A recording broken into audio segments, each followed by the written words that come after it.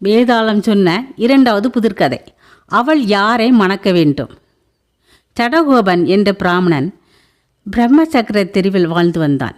அவனுக்கு சின்னியாள் என்னும் ஒரு மகள் இருந்தாள். அந்த பெண்ணை மணந்து கொள்வதற்காக 3 பிராமணர்கள் முன் வந்தார்கள். அவர்களில் ஒருவன் அந்த பெண்ணின் அண்ணனிடம் சென்று சின்னியாளை தனக்கு மணம் செய்து கொடுக்கும்படி கேட்டான்.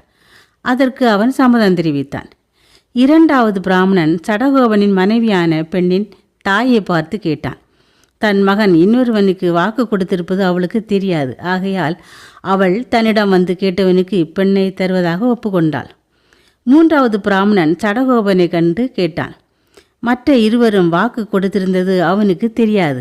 ஆகையினால் அவன் தன்னிடம் வந்து கேட்டவனுக்கே கொடுப்பதாக ஒப்புக்கொண்டான். பிறகு ஒரு நாள் பெண் வீட்டுக்கு 3 வந்தார்கள். அந்த பெண் தனக்கு தான் தீர்மானிக்கப்பட்டிருக்கிறாள் என்று ஒவ்வொருவரும்